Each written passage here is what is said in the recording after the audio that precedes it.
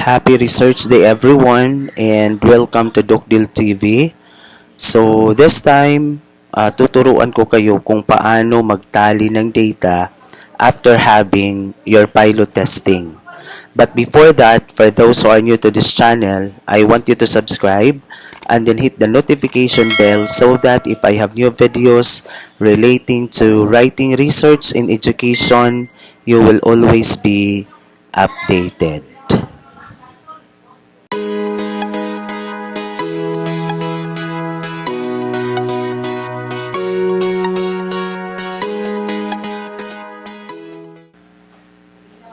So, this time, ang kailangan natin ay an answered survey questionnaire and the Excel, no? Kasi you have to tally first the data in the Excel format bago kayo pupunta sa statistician. Okay?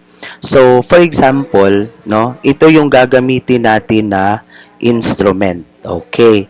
So, the title, Marketing Mix Strategies on Consumer Preferences for RTW Apparel Among Professionals. So, from the instrument, we have here profiling, and then the level of marketing mix strategies, and the consumer preferences. So, this time, we have to open an Excel. Okay, so,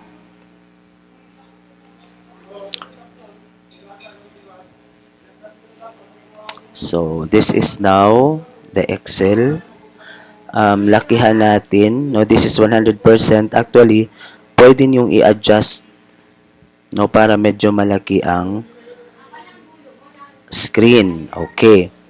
So, this time, we have first the number of respondents. Okay, so for example, you have 10 respondents, or in a pilot testing, you need to have 30 respondents. Okay, so we have to label this respondents. Okay.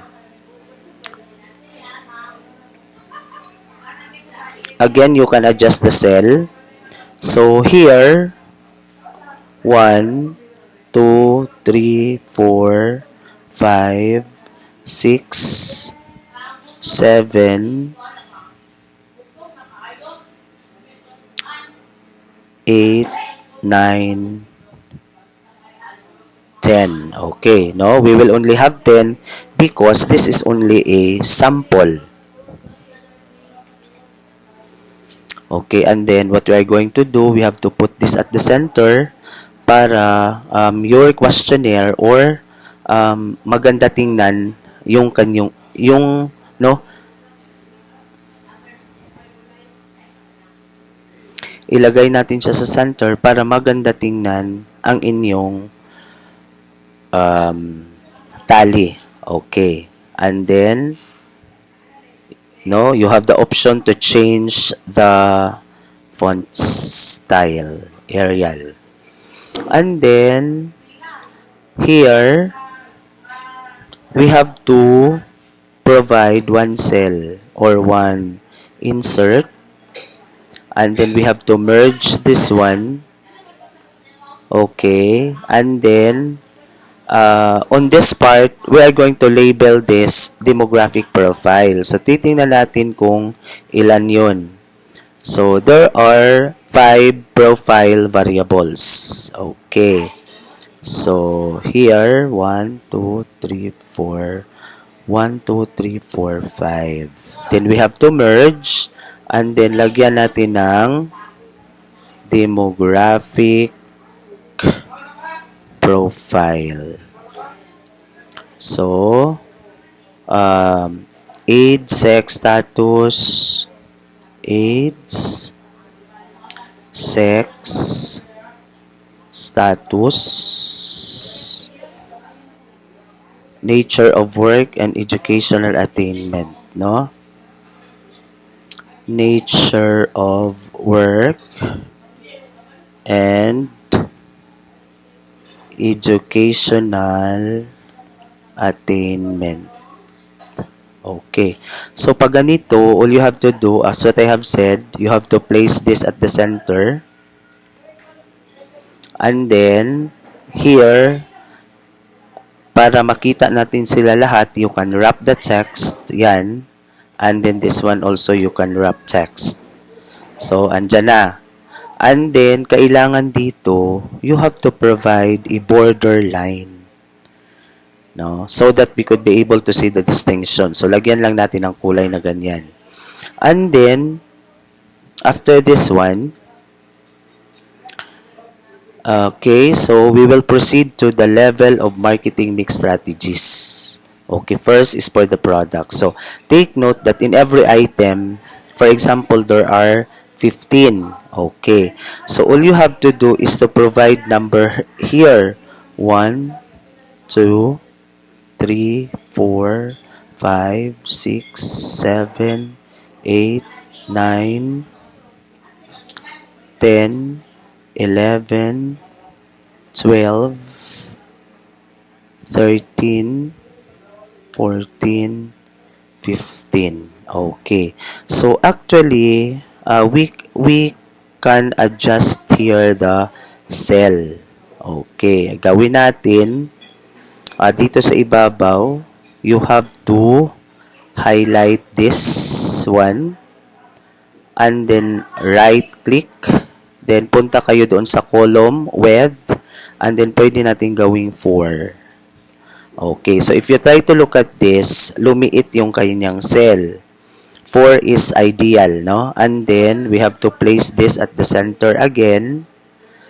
And then, lagyan natin dito ng, this is for, merge natin, this is for product. Okay, and then, this portion here, this is for average. Kailangan kasi yung average ng ating statistician. Okay, put that at the center. And then dito, lagyan natin ng border, no?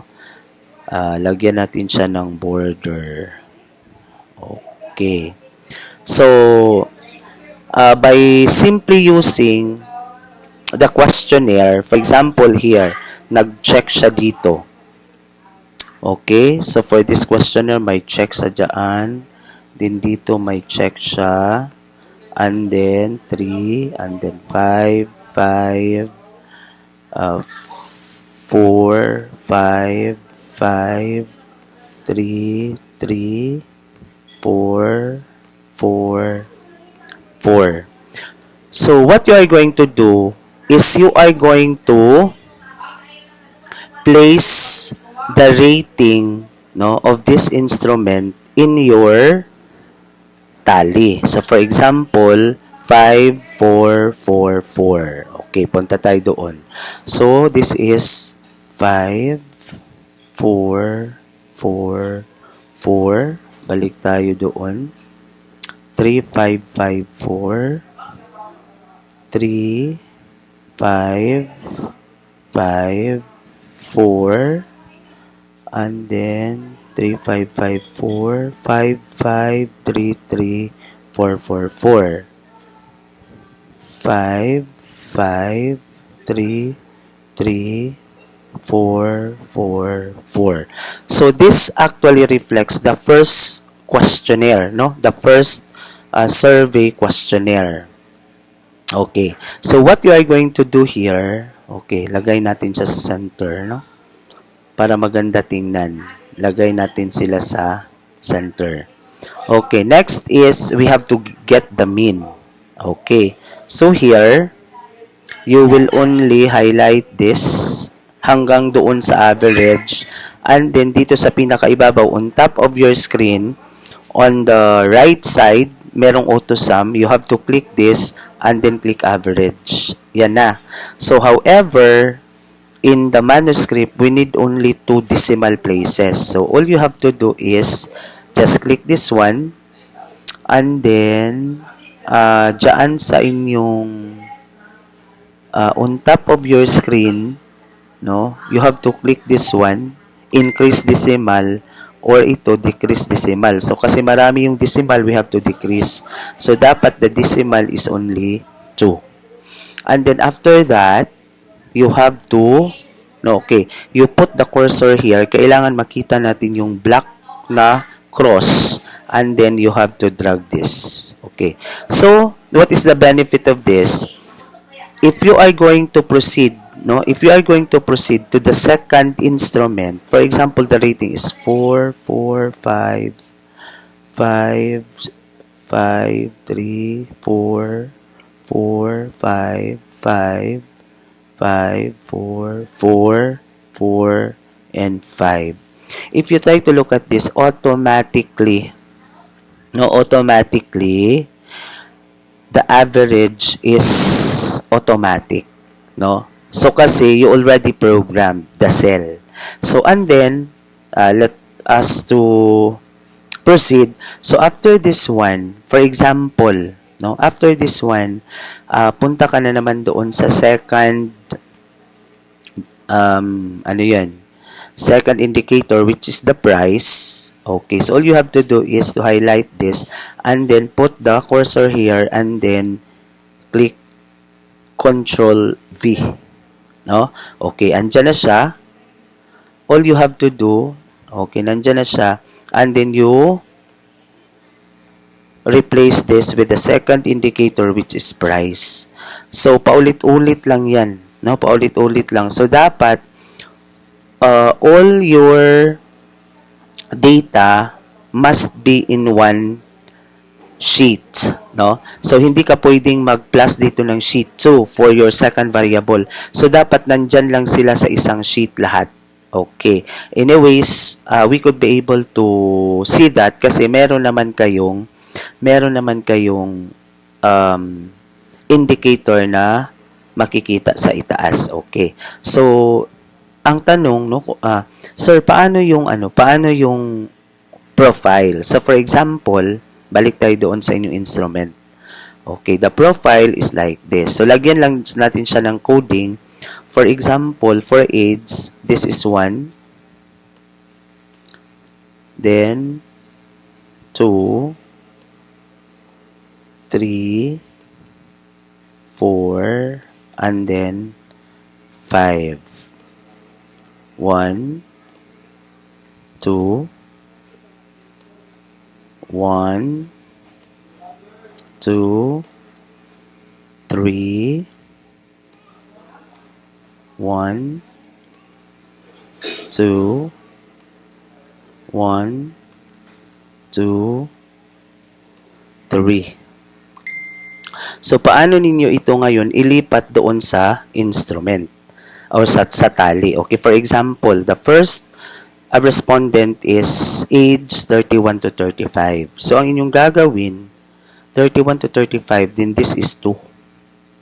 No? This is based from your coding.